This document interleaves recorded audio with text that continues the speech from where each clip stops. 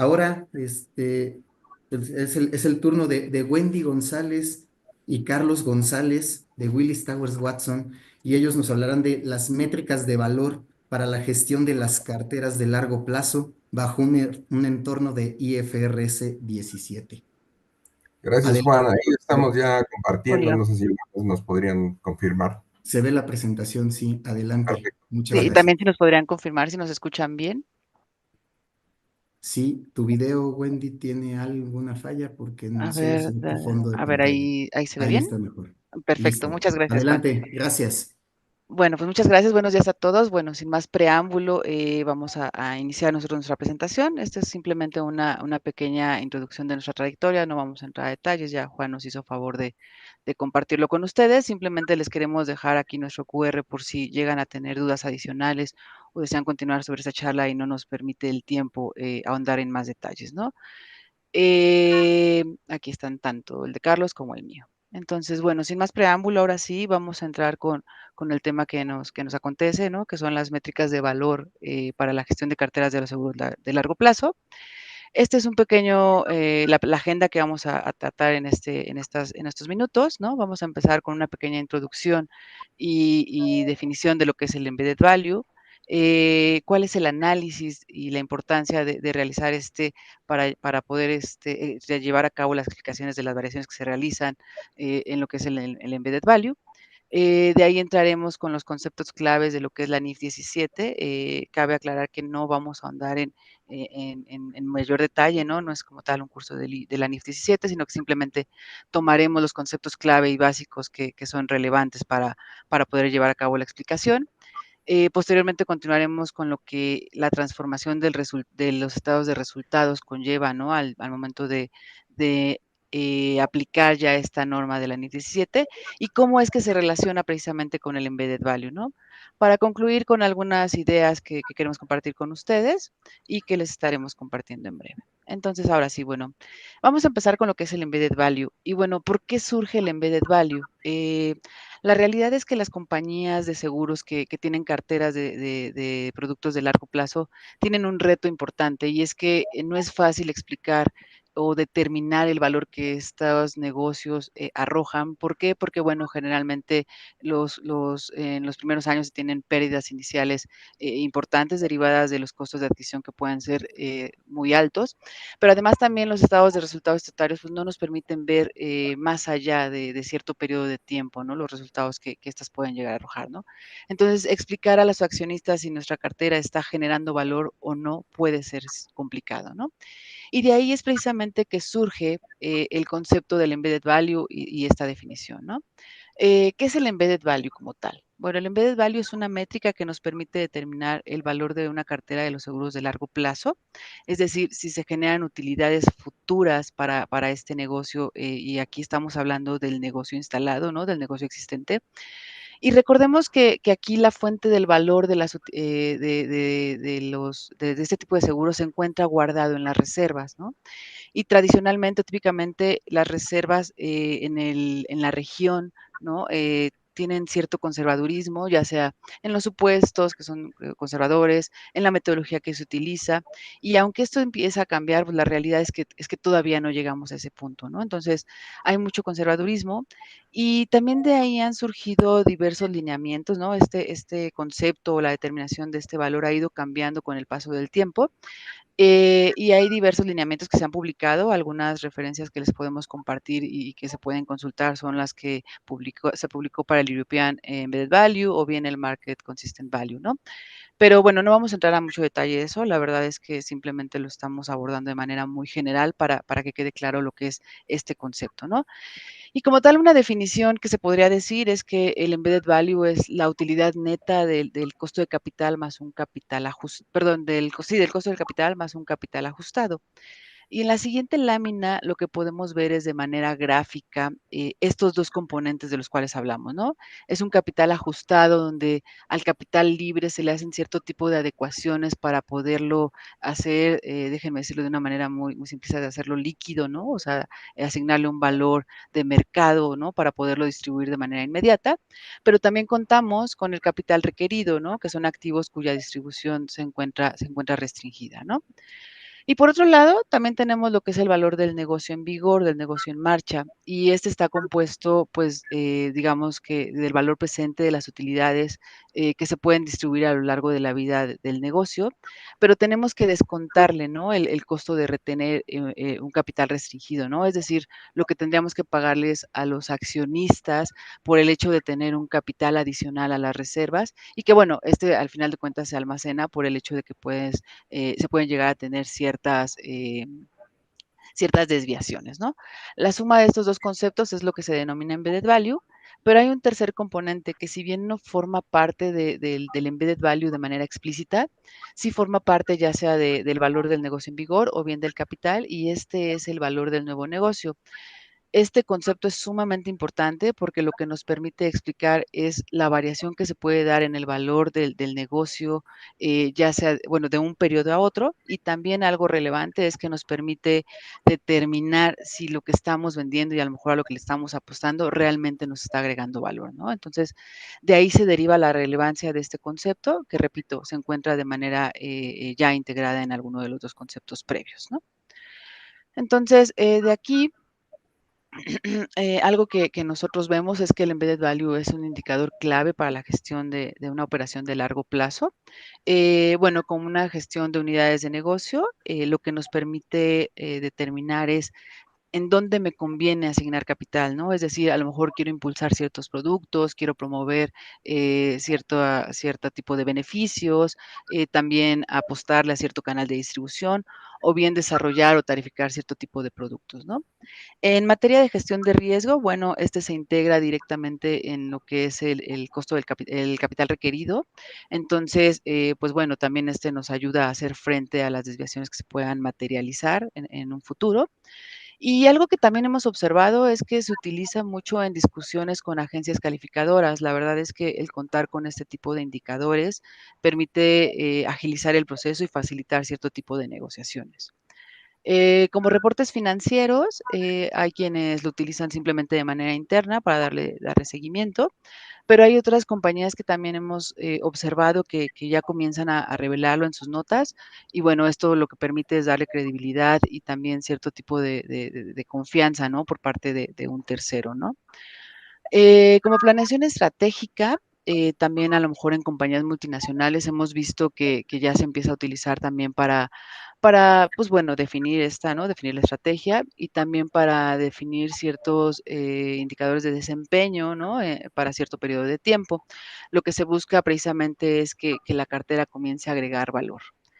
Y finalmente, también a lo mejor en empresas un poco más desarrolladas y que cuentan con cierto tipo de información más segmentada, lo que comienza a hacerse es generar u otorgar cierto tipo de bonos e incentivos en función del desempeño de ciertos ejecutivos o para la fuerza de ventas, ¿no? Lo cual también pues resulta inteligente, ¿no? Apostarle a vender cierto tipo de productos que generan valor en lugar de tener ventas masivas y que probablemente no aportan lo que se desea, ¿no? Entonces, esto es básicamente de manera muy general lo que es el concepto del embedded value, pero algo bien importante es que este número puede resultar ser limitado o a lo mejor un poco teórico, y en qué momento realmente se dota de valor, ¿no? Y es por eso que surge el concepto, perdón, el análisis del embedded value, ¿no? Un tema sumamente relevante y que implica un gran reto. Es decir, aquí se dota de credibilidad. ¿Por qué? Porque lo que nos permite explicar es, si yo determiné un valor a cierto periodo de tiempo y después al transcurrir un año, por ejemplo, este valor pues no se cumple, ¿qué es lo que está pasando, no? Y es ahí donde precisamente surge un gran reto. Nosotros ahí listamos algunos ejemplos como sistemas, requerimientos de información y como tal el entendimiento del concepto del embedded value, porque lo que requerimos es poder dar una explicación de estas variaciones, ¿no?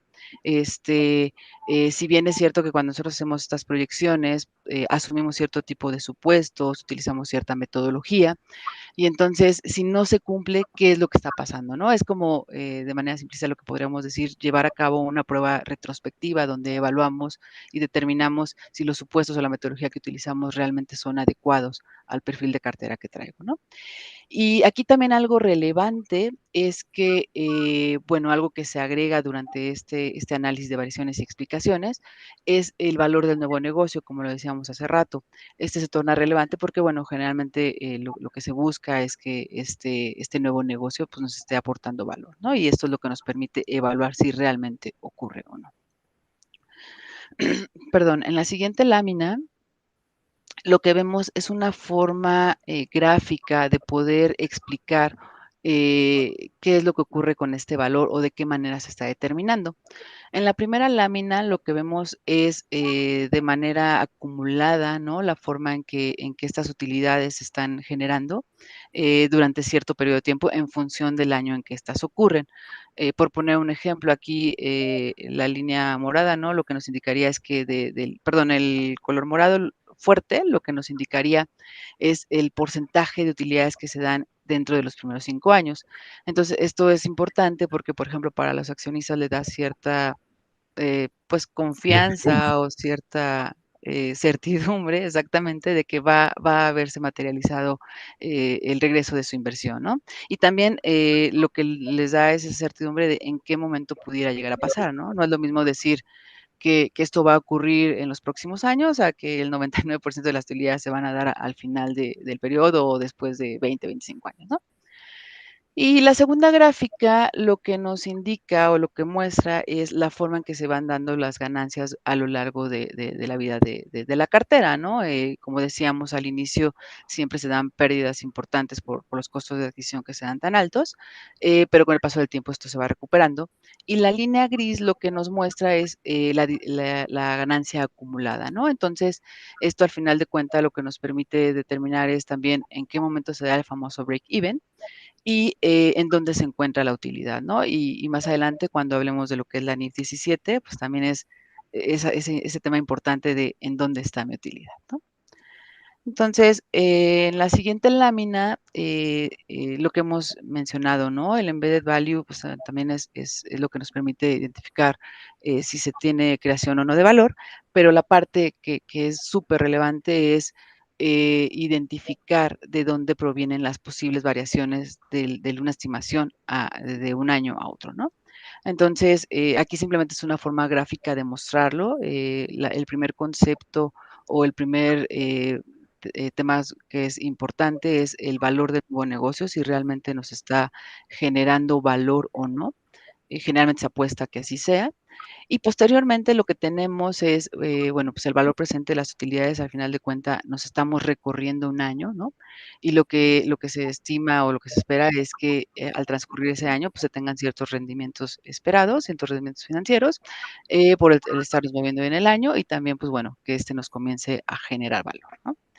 Posteriormente, lo que tenemos ya ahora sí es tener que dar una explicación de las variaciones que se dan entre una estimación y lo que realmente está ocurriendo o el próximo valor, ¿no? Estas variaciones pueden derivarse de, pues, de un supuesto que yo utilicé, de lo que yo esperaba en temas de mortalidad, de caducidad, de gastos, ¿no? Y entonces aquí tenemos que ser capaces de llevar a cabo estas explicaciones. ¿Qué pasó realmente y qué fue lo que yo estimaba? Algo importante aquí también es que muchas de las compañías suelen hacer una separación entre lo que es una variación operativa y lo que son las variaciones financieras. Y esto, bueno, es porque al fin de cuentas como compañía de seguros de largo plazo, pues se tiene que lidiar con el tema financiero, pero lo que llegan a decir es que, bueno, pues estos como tal no son atribuibles a la operación per se, entonces pues la separo, ¿no? Y otro tema importante aquí también es identificar si estas variaciones se derivan de algo casuístico, no sé, una pandemia, como lo que acabamos de pasar hace algunos años, o bien si ya es un tema sistémico que amerita cambio en supuestos, ¿no? Y que, bueno, al final de cuentas eso podría tener repercusión en estimaciones futuras. Y bueno, esta es otra forma de presentar los resultados y esto ya es de manera más numérica, digámoslo así, ¿no? Lo que naturalmente o típicamente se hace es segmentar esta variación en los dos grandes conceptos que integran el Embedded Value, uno que es el valor del nuevo negocio, el famoso BIF, y el capital neto ajustado. Y es que aquí recordemos que cuando transcurre el tiempo, naturalmente los resultados se llegan a materializar o se comienzan a materializar y lo que ocurre es que lo que teníamos en la cajita del valor del nuevo negocio comienza a Valor de transferir. la cartera en vigor, perdón, Wendy. Perdón, perdón, sí, gracias, Carlos. De la cartera en vigor se transfiere a lo que es ya un capital neto ajustado, algo que ya se materializó, y entonces, bueno, de esta manera vamos haciendo el análisis, ¿no? Algo aquí importante y que no mencionamos en la lámina anterior de manera intencional es que también llega a existir un concepto que se llama variaciones sin explicar. Y aquí el reto importante es, o lo que se busca es que este concepto se lleve a límites inferiores, ¿no? O sea, que realmente sea mínimo lo que se manda a ese cajón, por lo que el gran reto es que las compañías logren explicar las variaciones que se tienen de una manera más transparente, más clara, y que se vaya a niveles mínimos, ¿no? Entonces, simplemente en la lámina siguiente es un ejemplo muy sencillo, no vamos a entrar a grandes detalles por cuestiones de tiempo. Y lo que aquí vemos es, o lo que queremos transmitirles es cómo se ven los resultados en un ejemplo simple donde se da o se respeta lo que se esperaba, ¿no? Es decir, que el resultado que yo esperaba en la proyección de mi cartera en vigor, de resultado, se cumple. Imaginemos que es el mundo ideal, donde no hay temas de variaciones, no hay cambios en tasas, no hay nada, ¿no? Y entonces, lo que yo esperaba de resultado en el primer año, que es esos 32 pesos, 32 unidades, pues se transfieren de lo que yo había estimado como BIF al inicio del periodo y simplemente cambian de cajón a lo que es ahora el capital neto ajustado, ¿no? Entonces, es una forma muy simple de presentar cómo va haciéndose este juego en las variaciones. Y el siguiente ejemplo, si hacemos un pequeño cambio, muy sencillo, donde lo que decimos es que la mortalidad o el ratio esperado cambia de un 50% a un 40% en la siniestralidad real y por ende lo que hacemos es ajustar nuestro nuevo supuesto, ¿no? Entonces, bueno, como utilidad esperada nosotros traíamos perdón, al inicio del periodo 144.8 y bueno, iniciamos con lo que realmente se cumple, ¿no? En el año, esos 32 que realmente es lo que esperábamos, digamos que se transfiere de una cajita a otra, pero aquí hay un cambio en la mortalidad que al final de cuentas, al tener una mortalidad favorable genera en este negocio, en este ejemplo, una utilidad y entonces en el capital neto ajustado se ve como algo positivo que se transfiere directamente en el valor del negocio, ¿no? Y finalmente también tenemos un cambio en su puesto de mortalidad porque decimos, bueno, no, esto ya sí tiene un impacto y tengo que estimar nuevamente mi supuesto. Y lo que decimos es, ¿sabes qué? Al hacer este ajuste, bueno, al final también hay un cambio en el valor del BIF, ¿no? Que lo hemos reflejado ahí con un 17.6 y para poder nosotros llegar a una nueva estimación de lo que es el embedded value.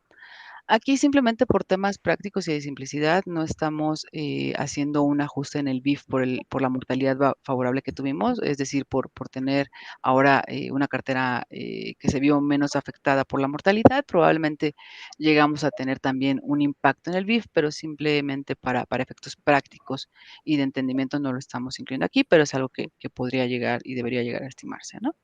O lo estamos supliendo o empaquetando en el cambio de supuesto de mortalidad, ¿no? Pero básicamente sería un ejercicio similar a este, ¿no? Correcto. Y bueno, ahora sí, doy entrada justamente a Carlos para que podamos empezar con los conceptos claves de la IFRS 17, ¿no? Gracias, Wendy. Y como decía Wendy, la idea no es llevar a cabo un curso de conceptos sobre la NIF 17 o IFRS 17, pero sí, simplemente traer a la mesa un par de conceptos importantes.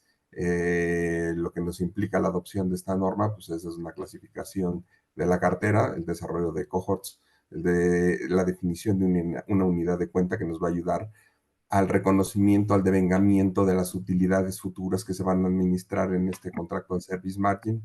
Dentro de los componentes de la reserva ahora, bajo esta nueva norma o esta nueva adopción, vamos a tener tres, ¿no? Y simplemente recordarles, el mejor estimador, simplemente una proyección de flujos traídos a valor presentes. Esto tendrá que incluir un costo por la posible variación de estas estimaciones, un risk adjustment, un ajuste por riesgo, hay varios enfoques. Para efectos de la presentación lo vamos a simplificar y vamos a asumir que este componente únicamente se calcula por medio del costo de capital. Y pues otra caja adicional, que es el Contractual Service Margin, que lo que quiere decir es, o lo que nos va a representar es la administración de las utilidades y cómo a través del tiempo las vamos a ir reconociendo. Posiblemente, y esto a lo mejor un poquito con base en la experiencia que vivimos en México hace un par de años con la adopción de Solvencia II, pues posiblemente podamos mirar la reserva actual que tenemos y la reserva bajo esta nueva estructura y podemos pensar que el saldo son similares, pero de fondo lo que estamos cambiando con este componente del contrato de service margin es la manera en que vamos a reconocer las utilidades, cómo se van a ir liberando en el tiempo y recordemos, traerlas a valor presente no es lo mismo generar 100 pesos mañana a 100 pesos en 180 años, ¿no? Entonces ahí es un punto importante. Hay un modelo simplificado para estos efectos de carteras de largo plazo, no es tan relevante, aunque lo que sí quiero destacar es de que nada más recordemos la aplicación del Embedded Value, pues puede ser no nada más a contratos que dicen que son de largo plazo, sino que hay contratos de corto plazo que por sus características o sus obligaciones se deben de tratar como si fueran contratos de largo plazo, pero bueno. Onerosidad, un concepto nuevo a la adopción, que vamos a etiquetar bajo esta norma cuáles contratos nos generan pérdidas con los requerimientos o las definiciones que nos establece el estándar. Y pues bueno, algo clave, el contrato de service margin, la administración de utilidades, y nada más como un elemento importante a resaltar, bajo Solvencia II este componente no existe, pues se integra dentro del capital, nos permitirá reconocer que tenemos una expectativa de utilidades futuras y por ende tenemos ahí un recurso para efectos de hacerle frente a posibles desviaciones. Bajo IFRS, pues es claro que tenemos esa cajita bien determinada y con las reglas precisas para su administración. Insisto, esta administración se tendrá que hacer a través de los famosos cohorts o generaciones y con la definición de las unidades de cuenta bajo los conceptos de riesgos homogéneos. Esto es lo que nos lleva, y es relevante en nuestra opinión resaltar, que vamos a ahora tener que trabajar con una gran granularidad. En este simple ejemplo estoy mostrando la definición de tres segmentos considerando contratos onerosos, potencialmente onerosos o simplemente no onerosos. Lo que hemos observado en la práctica se está tratando de hacer una compactación entre onerosos y potencialmente onerosos para quedarnos con dos y simplificar la adopción. Pero miren, en este simple ejemplo, si considero que tengo vida individual, vida grupo o vida colectivo, y sobre esto abro algunos tipos de productos como son los totales, universales o temporales, y a esto en los cohorts aplico definiciones anuales, pues vean, el mundo de cajitas que tengo que llevar a cabo, o bueno, definir y a su vez administrar este contractual service margin y cada una de mis cuentas en estos niveles. Inicialmente, seguro, habrá algunas compañías que podrán adoptarlo con simplemente el uso del Excel, pero sin duda, nada más en cuanto empecemos a caminar en el tiempo, pues esto nos implica de tener herramientas que automaticen estos procesos. Empezando aquí la analogía o la liga de los conceptos que nos comentaba Wendy, de tenemos un valor de la cartera al inicio, un valor de la cartera al final y cuáles son los movimientos que tenemos en medio, de manera muy similar es lo que observamos al mirar el contrato al service margin. Entonces tenemos un saldo inicial y como primer paso esperaríamos pues, tener una emisión de contratos sanos al momento de su emisión, con lo cual nos van a dotar o nos van a generar utilidad futura, entonces crecerá nuestro contrato al service margin en términos generales por la generación de utilidades de estos contratos nuevos. Tenemos asociados unos intereses, tanto en la parte del BIF o del valor de la cartera y también del contractual service margin, ¿no? Entonces ahí tenemos una similitud entre cómo funciona uno y cómo funciona el otro. Adicionalmente, Wendy nos platicaba mucho de estas variaciones. Hacemos estimaciones, lo haremos con nuestros mejores supuestos, con nuestras mejores herramientas disponibles, pero sin duda al momento de observar contra la realidad vamos a tener variaciones. Estas variaciones pues pueden ser relacionadas al volumen de la cartera, entonces va a presentar una mayor volatilidad o de manera natural por el tipo de variable que estemos manejando, pues simplemente presenta una alta variabilidad. Por eso es que tenemos un risk adjustment para compensar esa parte. Pero bueno, esos componentes, uno, en el BIF, los tenemos que identificar para explicarlos. Dos, para efectos del contrato de service margin, también tenemos que identificarlos y algunos de estos van a tener un impacto o tienen un impacto en el contrato al service margin, ¿no? No entraré en mucho detalle, pero pues bueno, hay que tenerlo en cuenta y yo creo que es la parte de mayor reto en la adopción y de entender por qué generamos utilidad a futuro o disminuimos la utilidad con el paso del tiempo. Después, lo que tenemos es lo que asignamos o amortizamos de esta utilidad, sería lo que liberamos del BIF y que nos comentaba Wendy, lo pasamos al capital, pues bueno, de manera similar estaría sucediendo y con esta suma de componentes y una vez que podamos explicar estas variaciones, pues tendremos el resultado del BIF final. Entonces aquí nada más destacar que hay una gran similitud entre ambos conceptos, ¿no? Algo importante a destacar, el contrato de service margin no puede ser negativo, tenemos que toparlo a cero y si se nos presenta esta situación, pues habrá que generar un componente de pérdida. No entraré en mucho detalle a esto, pero sí es importante llevar esta cuenta. Y pues bueno, ahora lo que vamos a hacer es, hay un cambio, al momento de la adopción de esta norma, hay un cambio en la presentación de los estados de resultados. Y a lo mejor podríamos plantear o sea, esto que tiene que ver con la forma en la cual estoy acostumbrado a ver la información el día de hoy, ¿no? Y qué implicaciones tiene.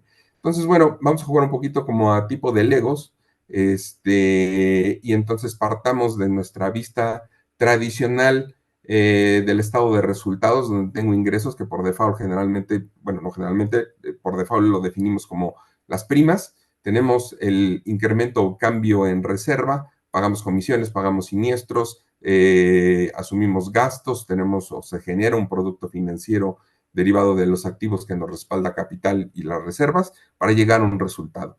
Entonces, bueno, empecemos a desagregar ciertos conceptos.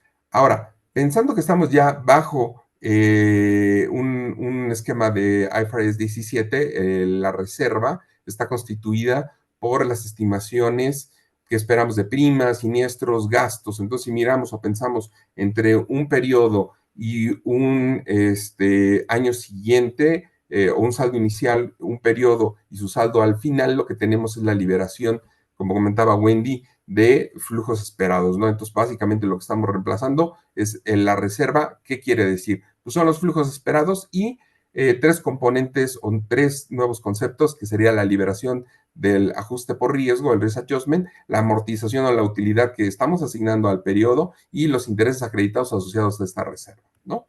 Entonces, pues bueno, hagamos adicionalmente un reacomodo de estos conceptos, ¿no? Entonces, la idea aquí es eliminar este incremento o cambio en la reserva e integremos estos elementos que nos daba el incremento de reserva junto con la prima.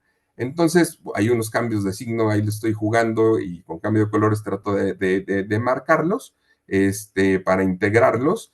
Y básicamente lo que ahora tengo en la parte superior es todo el presupuesto que me genera la reserva para efectos de hacerle frente a mis obligaciones, ¿no? y quité el interés acreditado y lo puse para contrastarlo con el producto financiero. No estoy haciendo más que un reacomodo de conceptos. Adicionalmente, pues tenemos que integrar las primas, entonces las primas reales contra las primas esperadas, pues las tengo que juntar, y si se fijan en el estándar, lo que me dice, parte de tu ingreso es el diferencial de primas. Bueno, ¿de dónde viene? Justo de este ejercicio, ¿no? Adicionalmente, lo que tenemos que hacer es la segmentación o la separación de este interés acreditado a las reservas, y por otro lado recordar de que cualquier flujo, tanto de ingreso esperado o en la parte de gastos que represente o que sea un componente de ahorro, lo tenemos que eliminar, ¿no? Entonces aquí es justo esa cancelación, eliminación, alguno de estos, o bueno, estos componentes de pérdida al momento de contrastar el real contra el esperado, hay cierta diferencia, o esto debe de pasar por el Contractual Service Margin.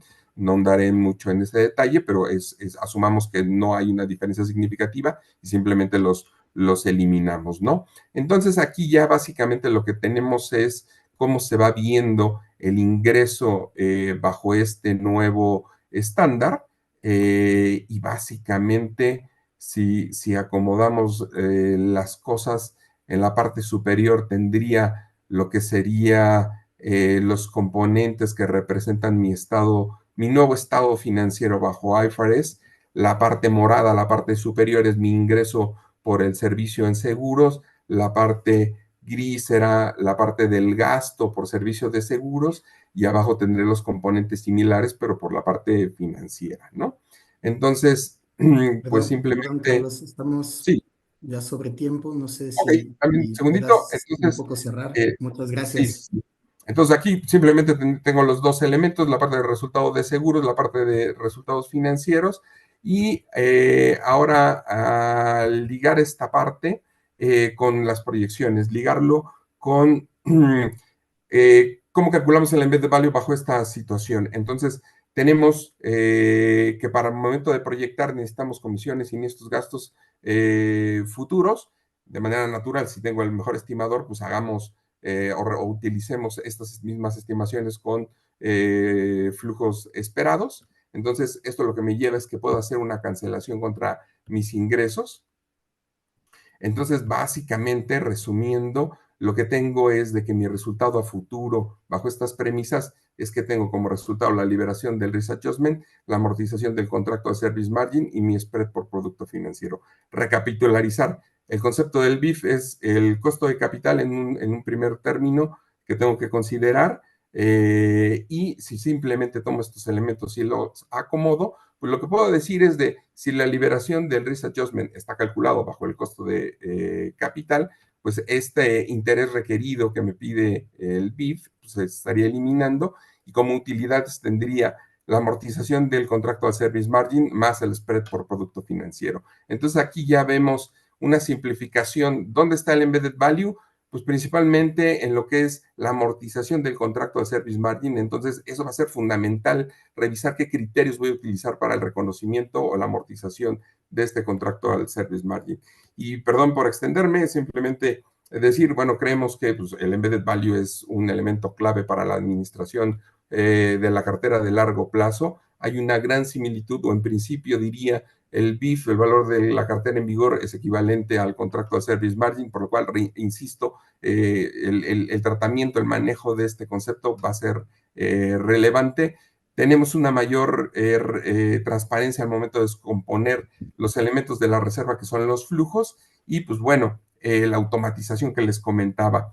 Antes, Wendy lo que nos decía es importante explicar las variaciones del embedded value. Ahora, bajo este nuevo estado de resultados, cobramos un gran papel los actuarios, porque ahora somos responsables de presentar o construir gran parte de los elementos del estado de resultados, ¿no? Entonces, bueno, no es que le quitemos protagonista a los señores de finanzas, pero bueno, una gran responsabilidad tenemos ahora. Con esto cierro, dejamos aquí nuestros QRs por si alguien gusta continuar la charla. y les agradezco el tiempo. Gracias, Juan. Muchas gracias, Carlos, Wendy. Gracias. Muchísimas gracias.